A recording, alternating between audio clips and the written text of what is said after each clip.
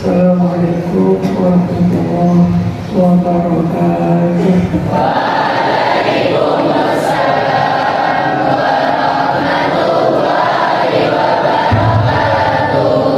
Alhamdulillah Mustafa Muhammad sallallahu alaihi wasallam wa ala alihi wa sahbihi wa sallam. Ila surga awliya syuhada kullu jalali. وإلى هذا الكتاب شيء أولي وأجلنا حاجتنا وحاجتكم وحاسب مقاصدنا ومقاصدكم في الدين والدنيا والآخرة. شيء لله له الفاتحة. أعوذ بالله من الشيطان الرجيم. بسم الله الرحمن الرحيم. الحمد لله رب العالمين الرحمن الرحيم.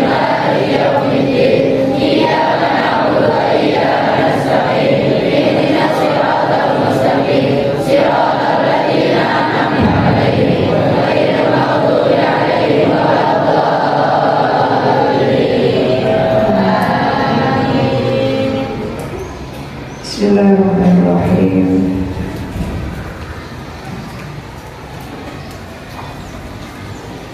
Thumma innaka sa'altani.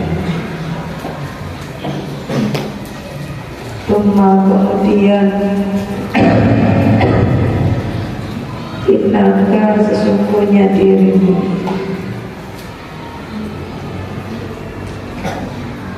sa'altani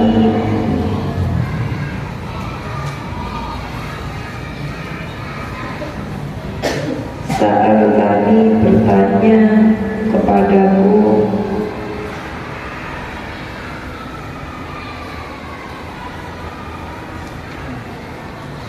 Anil ubudiyah tentang ibadah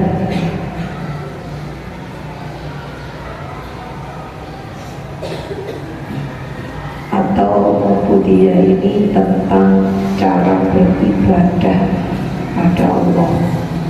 Wahia yaitu salah satu asya'in ada 3 perkara.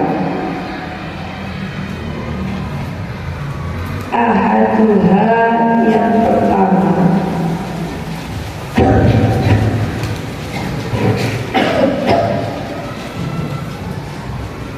Ahaduha yang pertama muhafadzatu al-syar'i. Muhafadzatu menjaga al-syar'i, perintahnya syarak.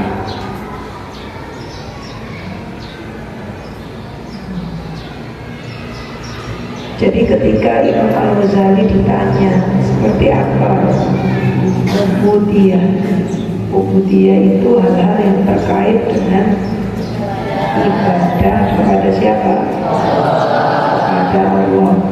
Dijawab oleh Imam Ghazali yang pertama apa? Muhafadzatu al-syar', jaga perintahnya syarak, melaksanakan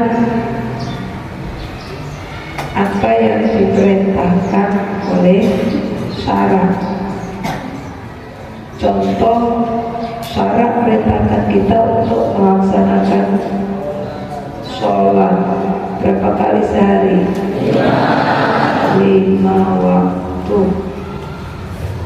Nah itu kita jaga. Meskipun kamu nanti sudah dewasa, nanti kamu kuliah, nanti kamu sudah kerja, bukan berarti kemudian perintah-perintah syarak itu bisa kita tinggalkan. Dan jadi seperti kemarin Umi ada obrolan di grup alumni S1. Jadi bicara tentang demokratisasi orang tua terhadap anak. Ada yang berpendapat anak itu harus diberi kebebasan berpendapat. Ada yang berpendapat lagi, ya orang tua tetap harus mengarahkan. Ada yang berpendapat kalau mengarahkan itu berarti nggak demokratis. Nah, banyak di situ kita sharing. Nah ini ingin disampaikan, menurut kamu ini ingin tahu dulu dari pikiran anak-anak muda sekarang.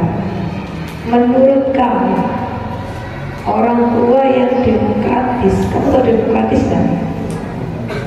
Demokratis itu kebebasan berpendapat atau bersuara atau menentukan apa pilihan, itu namanya demokrasi. Makanya Indonesia ini disebut sebagai negara demokrasi karena pemilihan presidennya orang itu masuk ke bilik satu-satu bebas, gak ada yang boleh memaksa. Nah menurut kalian, ini nanya, ini ingin tahu, kalian itu ingin diperlakukan demokratis dalam menentukan hidup kalian dari sekarang? Iya. Ayo jawab satu. Kalian ingin tidak diperlakukan demokratis dari sekarang oleh orang tua kalian?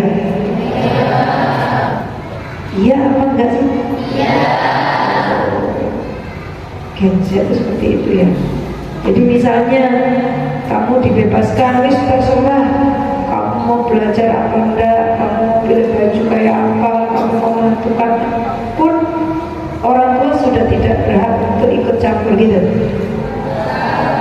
Katanya iya, sekarang enggak, ya konsisten lah. Seperti apa? Berarti jawaban pertama itu gambaran isi hati kamu. Pantesan orang tua banyak di grup itu yang bilang sekarang ini orang tua berpendapat dianggap orang tua yang tidak demokratis.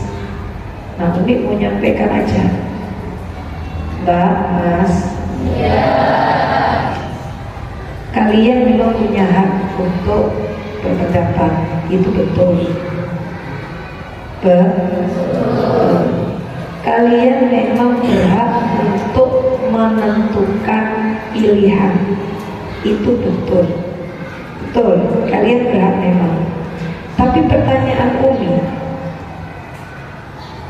orang itu ketika menentukan pilihan, kalian sadar enggak bahwa setiap pilihan itu pasti bergandengan dengan resiko?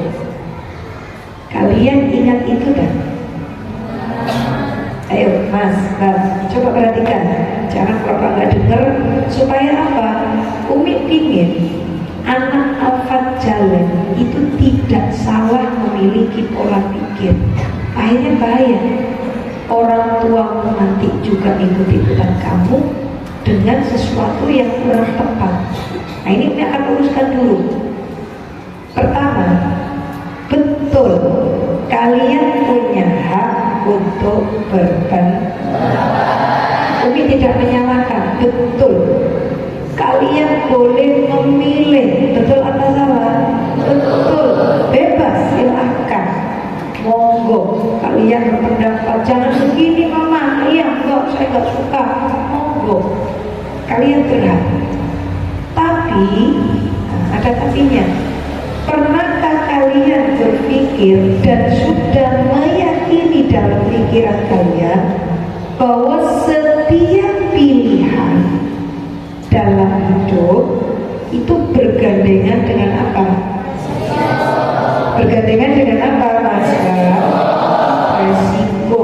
Nah, pertanyaan Umi, sudah siap belum kalian menanggung resiko dari pilihan kamu sendiri? Sudah siap belum?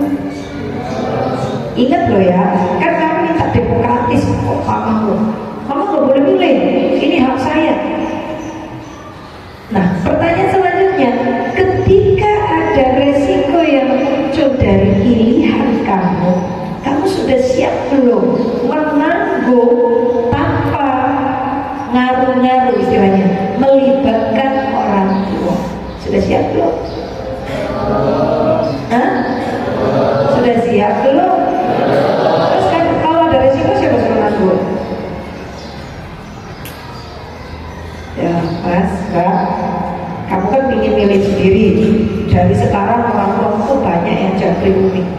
Kok pas kemarin kami diskusi dan banyak pemikiran teman-teman itu ternyata karena desakan anak, berarti anak, tidak semua anak ternyata dikenalkan dengan yang namanya resiko. Nah ini sekarang nanya, ketika kalian nonton orang tua bersikap demokratis, hampir 90% orang tua sekarang takut sama anak. Wis terserah, yang penting kamu bahagia. Bahasanya adalah menggunakan label bahagia. Nah, pertanyaan ini, ketika ada resiko dari pilihanmu, sudah siap belum kamu menyelesaikan sendiri? Sudah siap belum? Jawab. Nah, terus kalau belum, siapa yang suruh nanggung? Siapa yang suruh nanggung, mas, mbak? Enak banget ya. Nah, itu loh mas.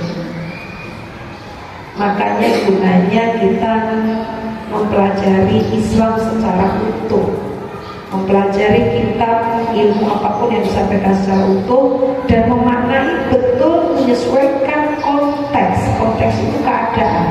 Ini penting. Sering orang menganggap pondok itu otoriter, pondok itu tidak demokratis, pondok itu terlalu mengatur sehingga tidak ada ruang anak untuk berpikir kreatif. Sebenarnya berpikirnya jangan seperti itu. Kita lihat dulu, sudah siap belum anak kita menerima resiko? Ketika anak diberi kebebasan hanya sepihak, resiko balik ke orang tua. Kasihan banget yang namanya orang tua. Iya dah? Iya dah? Nah, sebab terutama yang gede, kelas 9 ke atas itu sudah gede. Sebenarnya SMP semua sudah gede. Coba pikir, kamu menuntut orang tuamu tidak ikut campur dalam urusan hidupmu, tapi ketika ada resiko orang tua kamu suruh nanggung, adil enggak? Adil enggak? Kasihan enggak orang tua kamu? Kasihan, kasihan betul. Dan Islam tidak seperti itu. Islam tetap mengajarkan kita memuliakan orang tua. Di antara memuliakan orang tua adalah nggak boleh nyusahin orang tua. Itu satu pertimbangan. Yang kedua, mas, mbak, kalian memang bebas berpendapat, memilih apapun, monggo. Tapi ingat, lebih pengalaman mana orang tua dengan kita? Itu sudah otomatis. Kenapa? Karena orang tua hidup lebih lama dari kita. Jadi ketika orang tua memberikan arahan, orang tua di sini bisa dua ya, bisa orang tua yang melahirkan, bisa orang tua yang mendidik. Bukan karena bentuk otoriter. Nah ini tolong diluruskan. Saking sayangnya orang tua, pijakannya adalah pengalaman. Disampaikanlah itu pengalaman. Nah begini loh, kamu masih ngeyel, masih berdebat. Beda aku, zaman bapak dan ibu dengan saya berbeda. Betul, memang zaman berbeda. Tapi bukan berarti ketika zaman berbeda semuanya itu itu berbeda.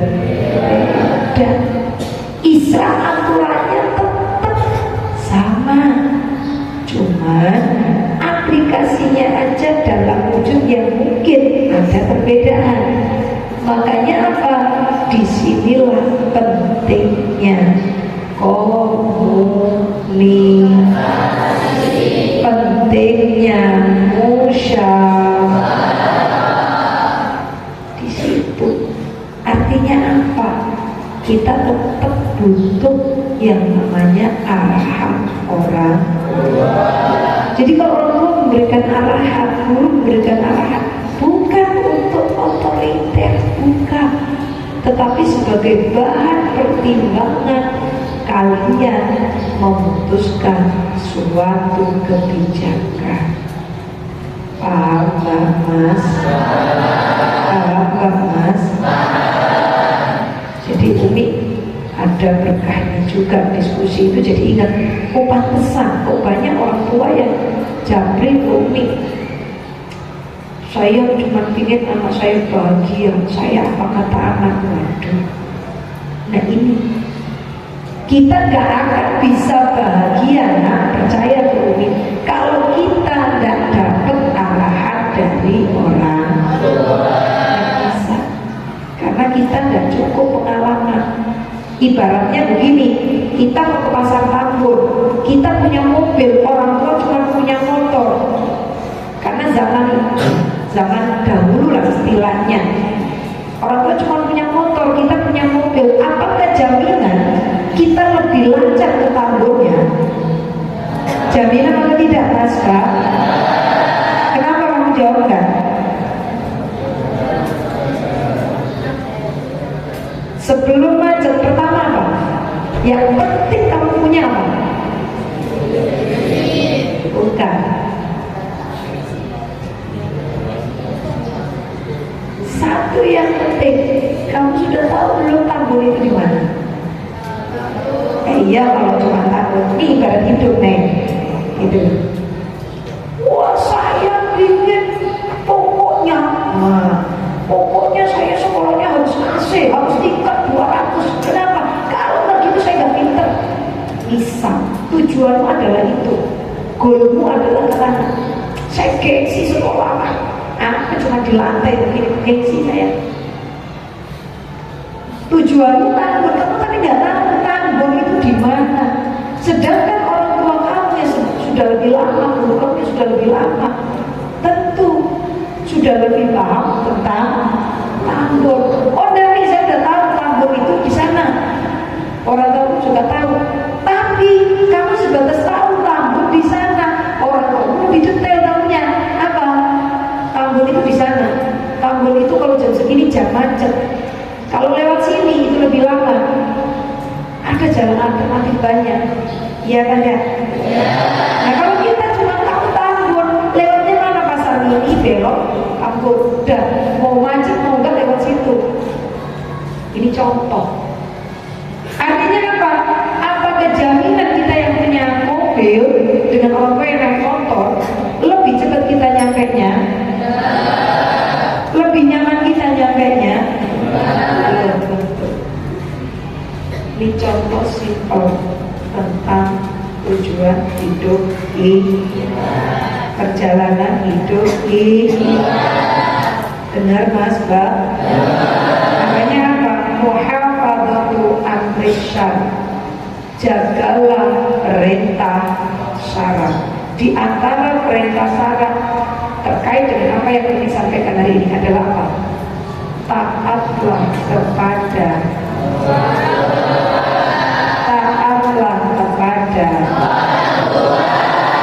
itu perintah syara atau tidak? Itu perintah syara. Jadi sampai ada hadis ridhollahi wa sukhtullahi. Artinya apa? Gusti Allah ridho kalau orang tua ridho. Gusti Allah murka ketika orang tua juga. Sebegitu mulianya kedudukan orang. Makanya sangat disayangkan kalau sampai terucap atau terdengar orang tuamu ngalah dalam tanda kutip demi kamu. Apalagi ada embel-embel yang penting anak saya bahagia.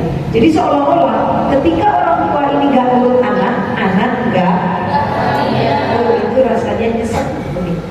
Jangan ya Nak ya, Mas, Mbak, jangan pernah sampai terucap kalimat itu, ya. Ya. Jadi kalau orang tua gak nurut kamu, kamu bahagia apa enggak? Gak bisa jawab. Orang tua gak nurut kamu, kamu bahagia? Hah? Kamu gak bahagia? Berarti kalau orang tuamu menurut kamu, kamu baru bahagia? Hah? Nah ini berarti memang benar hasil kesimpulan ini terhadap selama ini komunikasi dengan orang tua dan diskus kemarin itu jadi betul. Orang tua sudah terlalu takut dengan kalian dan sudah terdoktrin bahwa kebahagiaan anak itu adalah dengan orang tua nurut anak. Salah apa benar kesimpulan itu? Sebenarnya nyesek Umi sebagai orang tua. Jangan, jangan. Apapun kita anak butuh orang tua. Apapun, percaya Umi, apapun keadaan kita itu tetap butuh orang tua dua. Satu yang melahirkan, satu yang mendidik. Pegang omongan Umi kalau nggak percaya. Mau dibilang Umi ini otoriter, mau dibilang apa monggo, tapi silakan buktikan. Karena apa? Alhamdulillah sampai Umi usia saat ini, di usia 17 tahun ya, Umi masih menggarisbawahi bahwa hidup Umi itu tergantung sama orang tua Umi, baik orang tua yang melahirkan maupun orang tua yang Umi masih tergantung sampai detik ini. Jadi Umi sama sekali nggak percaya kalau Umi nggak nurut, orang tua nggak nurut Umi, nggak percaya sama sekali. Justru yang ada ketika orang tua meninggalkan Umi, oh Allah, Umi tidak tahu jadi apa. Ya, jadi muhafadzah amri syarat, menjaga perintah syarat. Tolong diingat, di antara perintahnya syarat adalah patuh sama orang. Tolong Umi nitip itu. Apapun hidup kamu, zaman apapun kalian nanti, tolong diingat Mas, Mbak, bahwa anak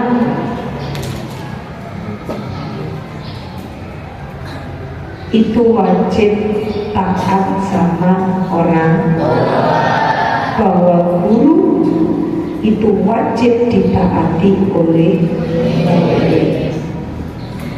Ya, nitip apapun zaman kamu nanti hidup. Wataniyah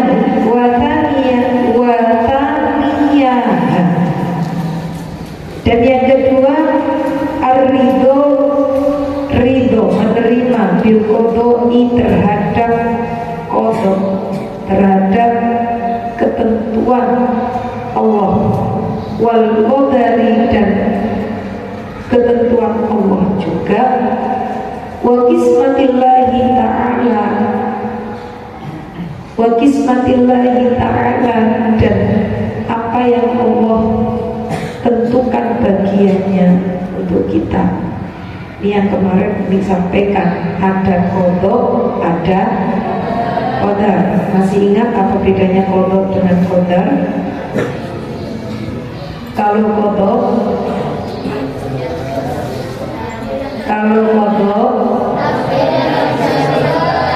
kembali. Kalau qadha ketentuan Allah yang masih bisa diubah. Kalau qadar ketentuan Allah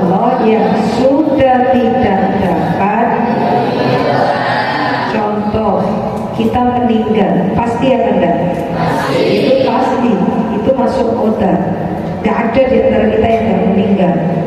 Mau sodako kita sebanyak apapun, mau kebaikan kita sebanyak apapun, kita pasti akan meninggal. Itu ketentuan Allah yang gak bisa diubah. Sudah, itu sudah digarisbawahi. Nah, kodok sudah kemarin sudah dikasih contoh.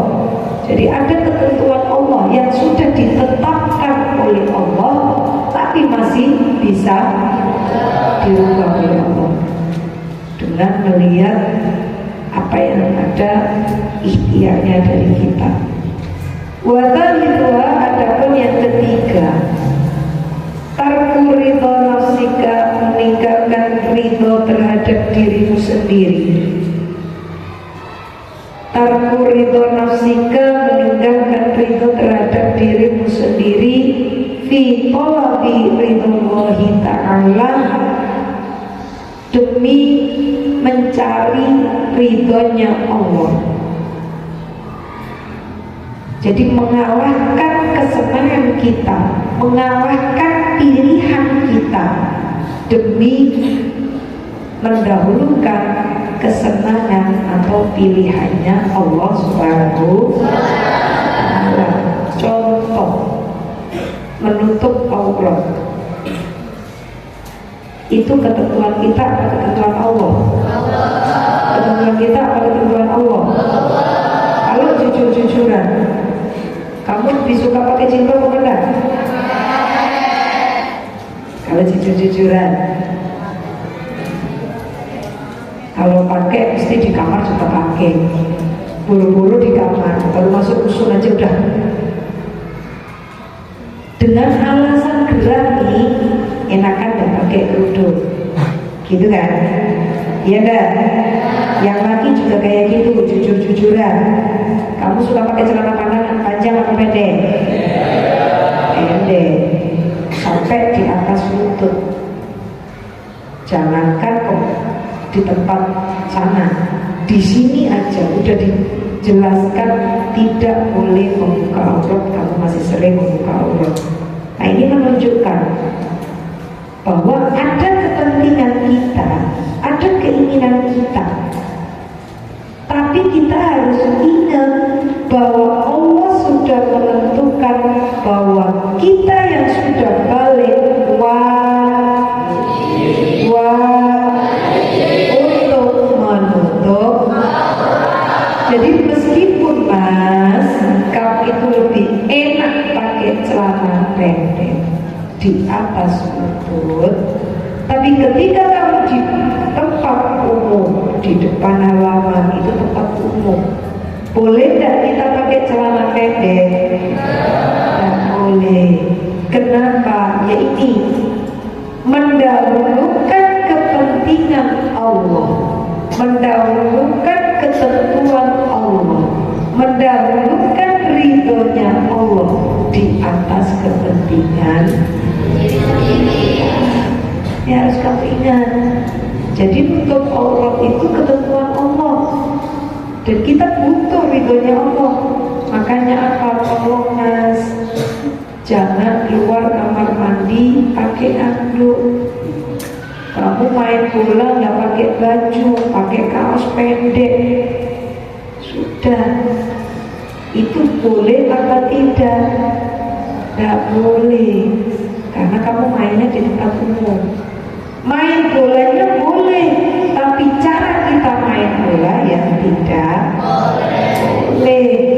Nah, kayak gini terus dibilang, wah pondok itu otoriter. Nah, ini pemahaman yang kurang tepat. Bukan pondok otoriter, bukan, tapi pondok mengajarkan apa yang sudah diajarkan oleh agama. Jadi bukan otoriter, masa apa-apa nggak boleh, apa-apa nggak boleh, sampai main bola aja nggak boleh. Boleh kata siapa? Islam malah mengajarkan kita untuk hidup sehat, untuk berolahraga, jangan salah. Tapi cara kita berolahraga jangan nyalahi aturan agama. Nah ini, jadi Jadi bukan Islam yang otoriter, bukan pondok yang otoriter, bukan. Jangan salah. Makanya Mas tolong kalau beli celana yang di bawah, sehingga apa? Bisa pakai main bola, bisa. Kamu mau duduk-duduk di depan teras nggak pakai sarung, boleh, karena sudah menutup aurat, silakan. Karena itu di tempat umum. Masa ya mau main bola di kamar mandi? Ada nggak main bola di kamar mandi? Ya nggak mungkin. Nah ini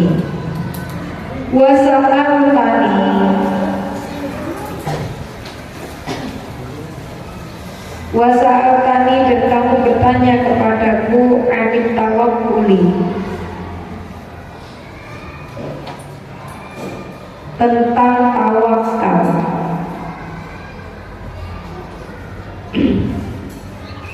Wa huwa yaitu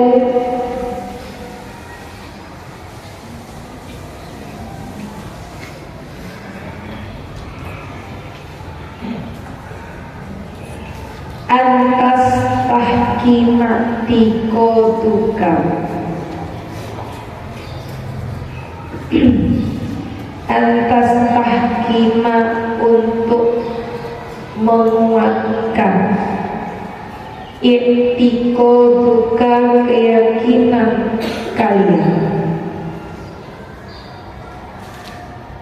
billahi ta'ala terhadap atau kepada Allah subhanahu wa ta'ala fima wa'ada terhadap apa yang telah dijanjikan, yakni artinya ta'taqidu anna ma quddirulah, ta'taqidu bahwa kamu meyakini anna ma sesungguhnya sesuatu apapun laka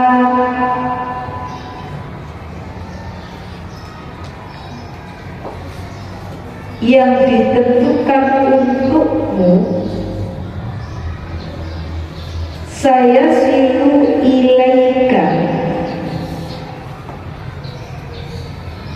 bakal sampai kepada kamu, saya silu ilaika bakal sampai kepadamu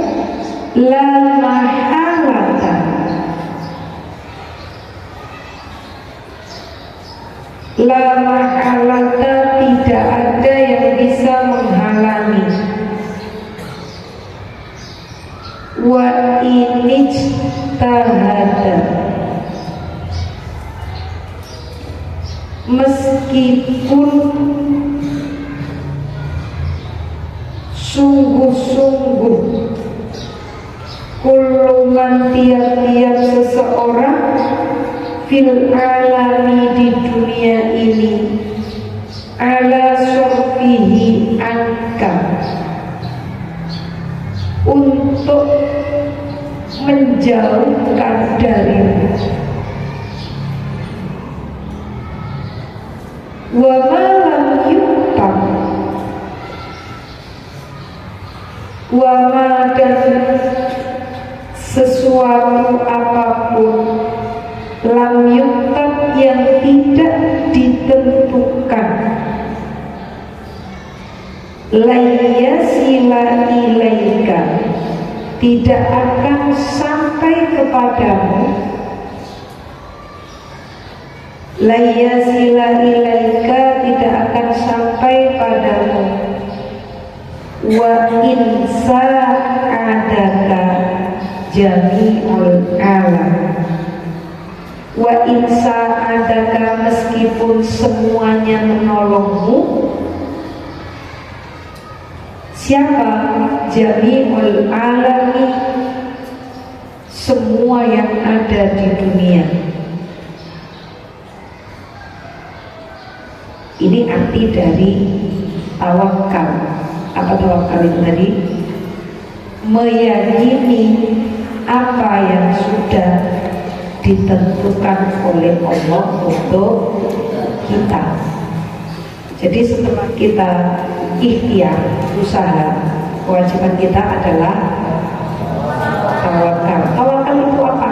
Yakin Allah itu sudah menulis bagian untuk seberapapun orang itu menghalangi. Misal Allah sudah menentukan kita dapat uang 1.000. Satu kelas teman itu gak pingin kamu dapat uang 1.000. Hanya ngajak-ngajak kelas lain, jangan sampai si itu dapat uang 1.000. Akhirnya satu sekolah semuanya berusaha gimana caranya kita gak dapat uang 1.000. Tapi kalau Allah sudah menentukan bahwa jatah kita adalah 1.000, bisa nggak orang-orang menghalangi? Nggak bisa. Nggak bisa. Begitupun sebaliknya, kamu ingin dapat uang 1.000 tapi Allah nggak ambilkan. Memang nggak ada jatah kita untuk dapat 1.000. Kamu minta tolong temenmu minta tolong satu dunia. Bisa enggak? Tidak bisa. Kalau memang Allah sudah menetapkan kita enggak dapat 1.000. Makanya di dalam ayat lanjutan mirip sholat, ayat kursi, kamu apalah ayat kursi? Coba bunyinya gimana? Bareng-bareng baca.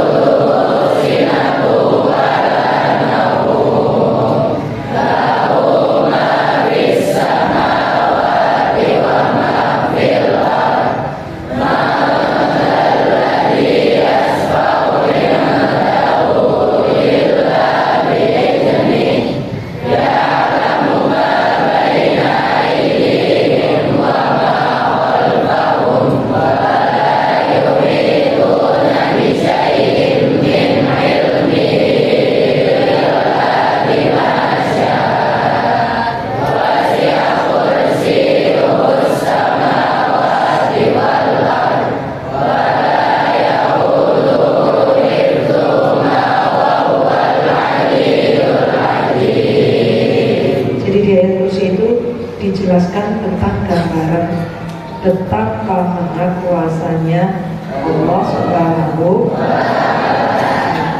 La ta'khudhuhu sinatun wa la naum.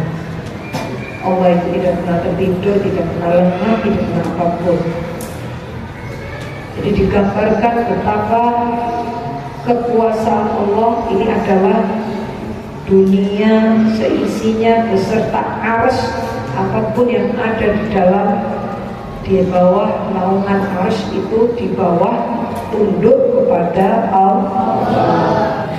Ketika kita sholat, lirik itu biasanya dilanjutkan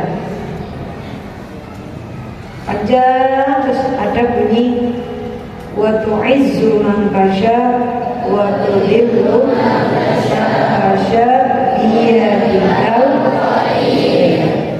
Artinya apa di situ?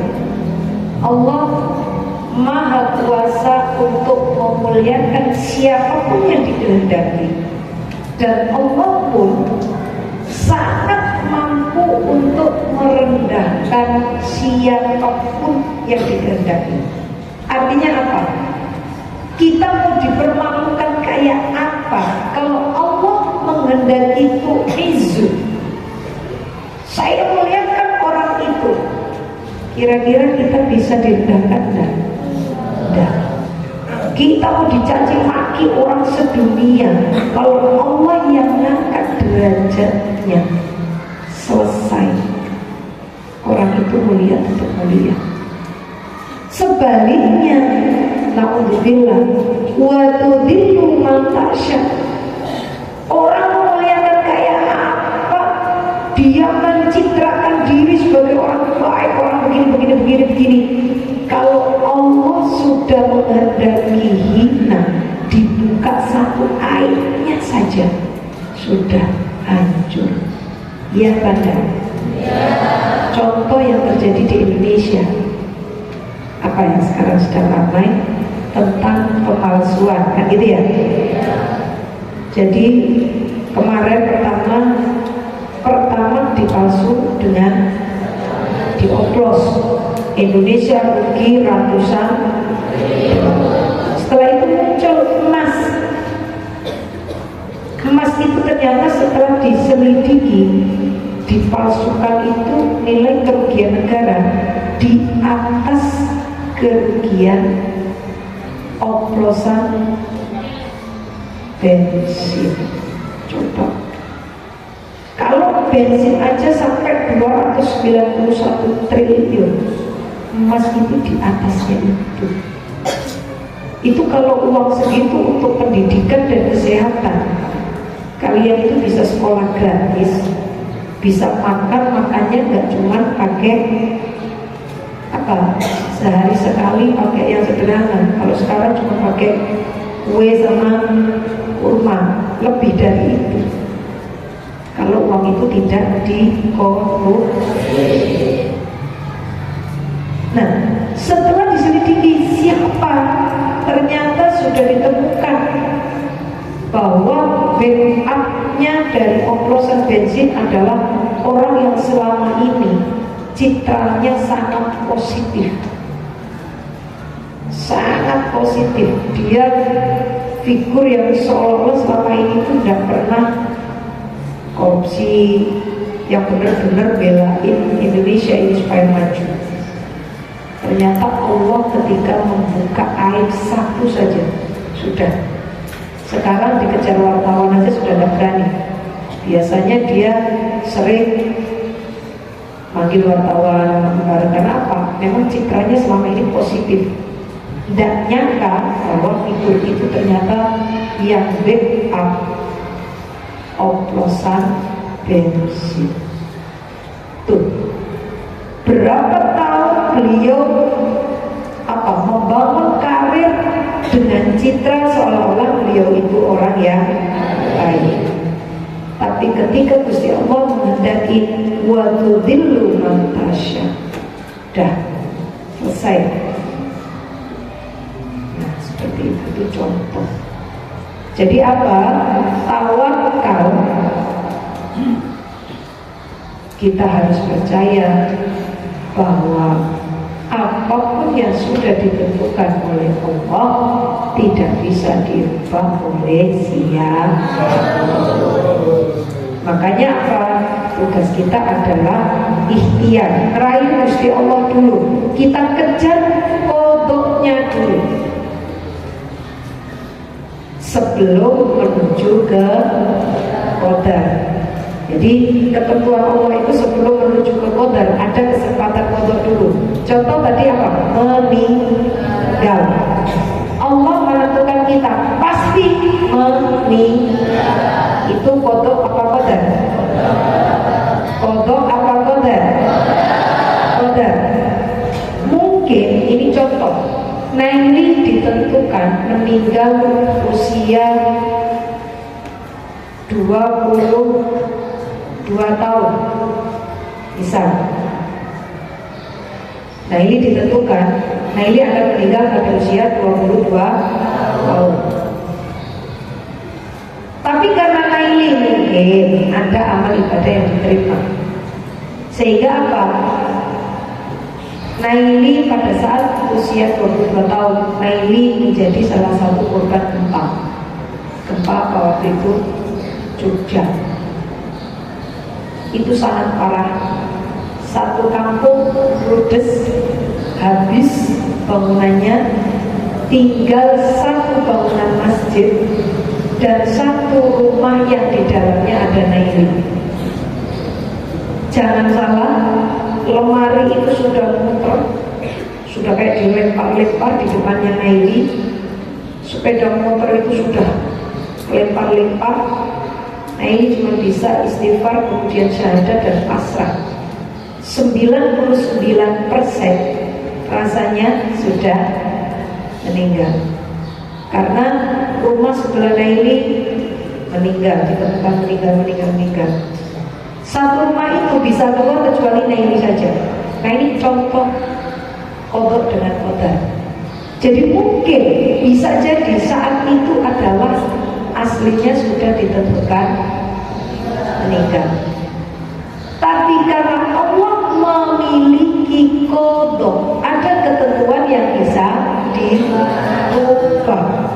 Mungkin doa Naili dikabulkan, ya Allah panjangkan usia kami. Oleh Allah dikabulkan. Ya sudah, usia 22 dah, saya tambah. Sehingga apa? Naili berkesempatan hidup. Nah ini contoh adanya kodok dan kodar. Itu.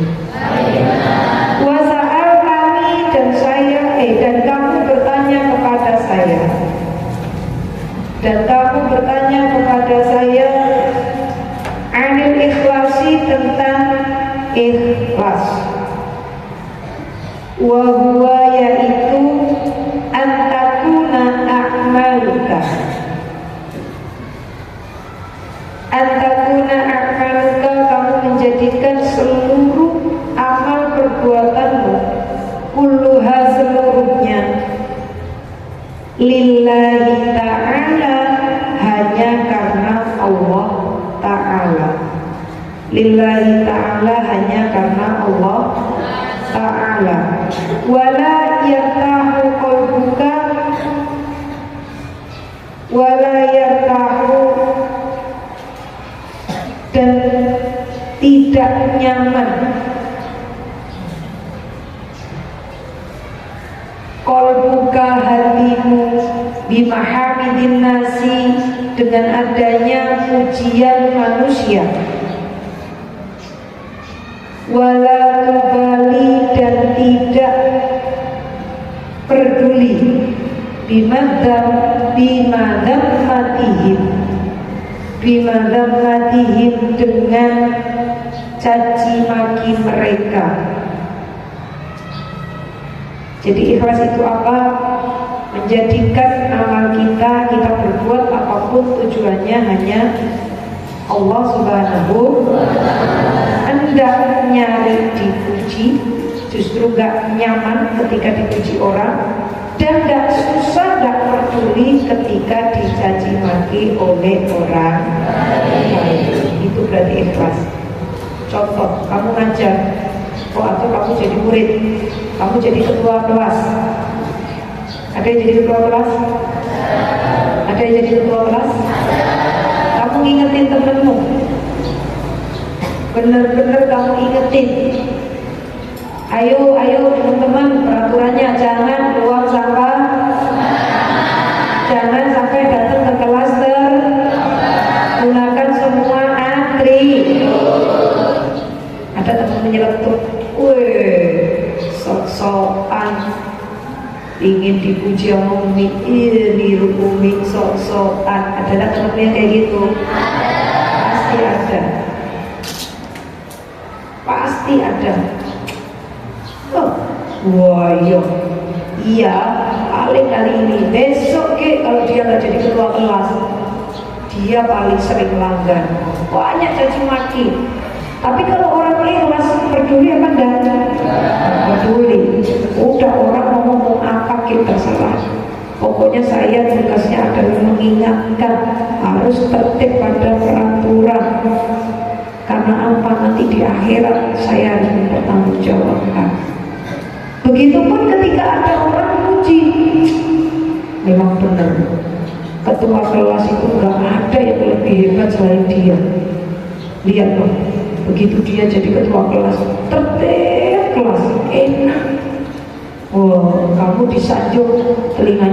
jempol, kerudungnya nggak cukup. Nah ini berarti kita masih apa? Masih tergila-gila dengan ujian. Sudah, jangan orang mau muji atau orang mau mencaci maki, orang ikhlas itu sudah ndak mikir, sudah ndak peduli. Yang dipikir, yang dipedulikan adalah ridhonya Gusti. Itu namanya wa'lam, dan ketahuilah, wa'lam dan ketahuilah anna riya'a, sesungguhnya pamer. Riya itu pamer. Tahu pamer? Apa pamer? Ya riya, ya pamer. Ya tawalladu min ta'dimil khalqi. Ya tawalladu bisa memunculkan atau muncul. Ya tawalladu itu muncul min ta'dimil khalqi, dari ujian-ujiannya makhluk atau mengunggul-unggulkannya makhluk. Jadi orang itu biasanya riya karena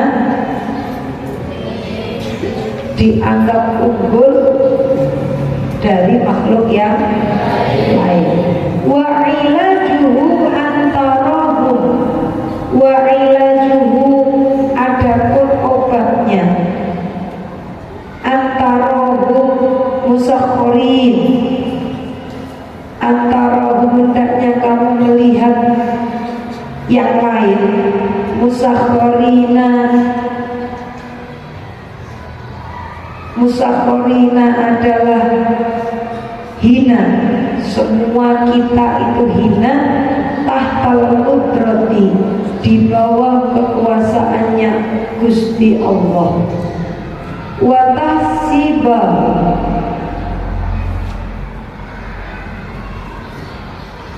tahsabahu, dan menganggap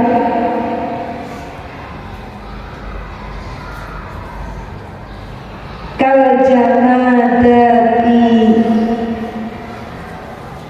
semua itu layaknya benda mati. Fi adami kudrati,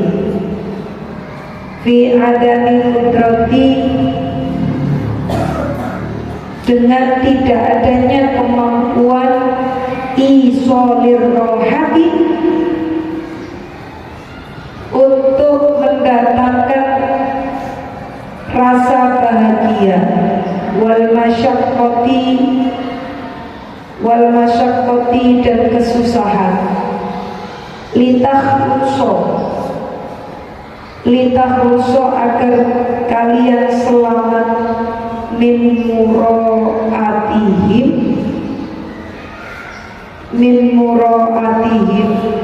dari sifat riya atau pamer. Wa mata tahsabuhum, wa mata, dan selama tahsabuhum kalian menganggap zawi kudratin, bahwa makhluk itu memiliki kekuasaan, wa iradatin, dan kehendak, layak mudaanka, tidak akan pernah menjauh darimu ar-riya'u, sifat riya atau pamer. Jadi nasihat terakhir di bab ini, jangan sampai kita punya sifat riya, suka pamer. Biasanya orang riya suka pamer itu karena apa? Merasa lebih unggul dari yang lain. Sabar, jangan ngobrol dulu. Kurang dikit. Biasanya kamu kamu bisa melihat orang yang benar-benar pinter dengan orang yang baru pinter biasanya lebih mengungguli diri yang mana? Mengunggulin yang mana? Biasanya yang baru pinter. Orang yang pinter sekalian itu biasanya sudah ya tidak peduli ingin dikenal orang. Di Indonesia contohnya Bapak Dr. Habibie beserta putra-putranya, orang jenius bukan? Jenius.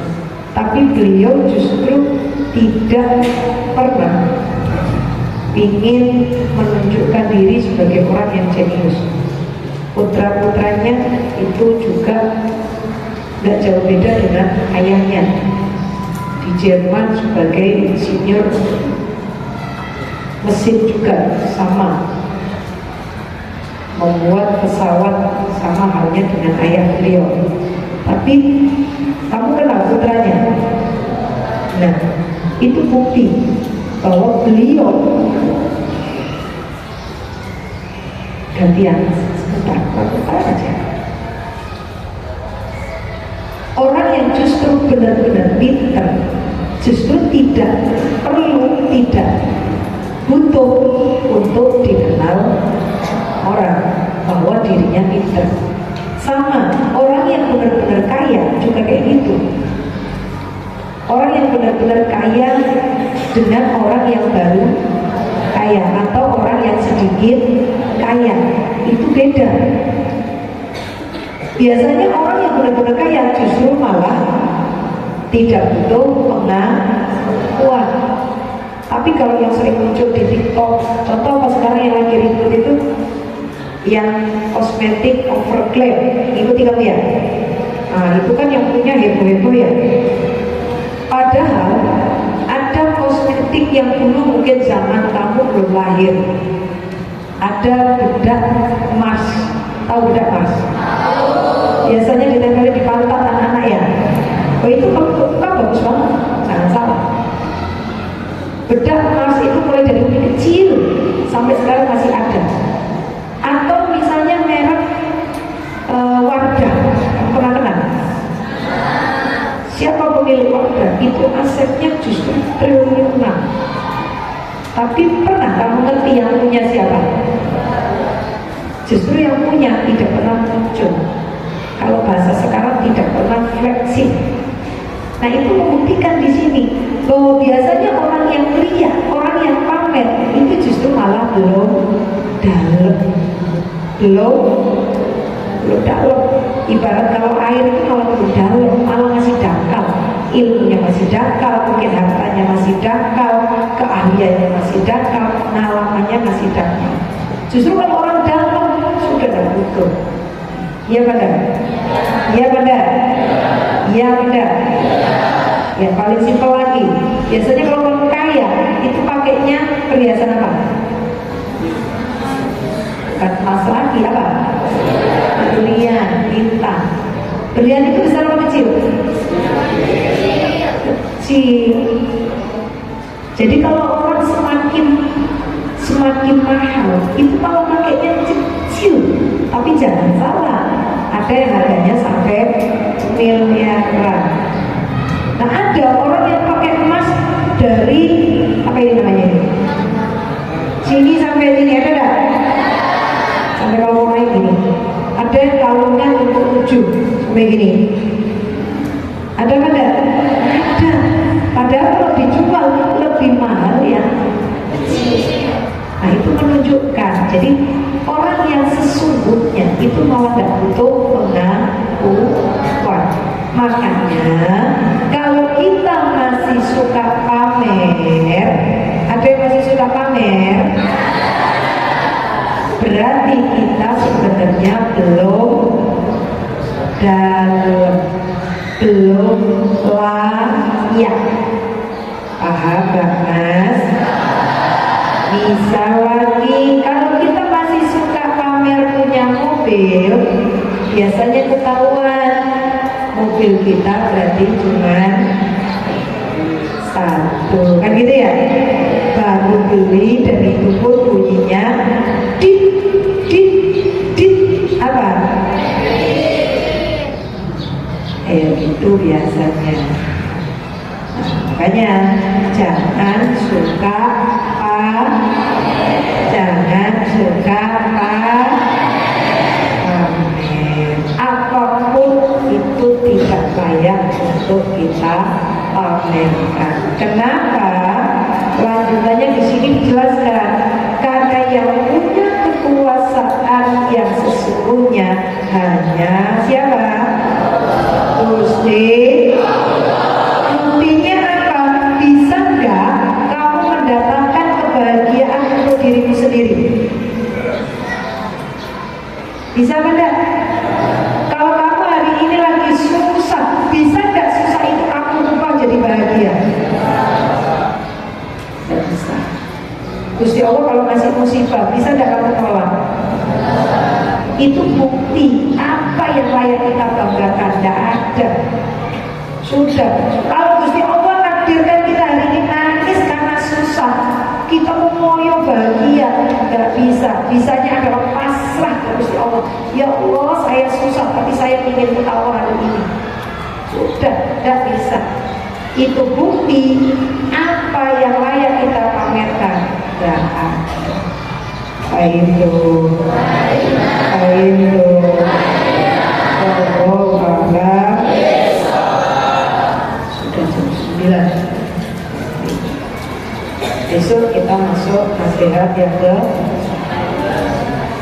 18. 1, 2, 3, 4, 9 bukan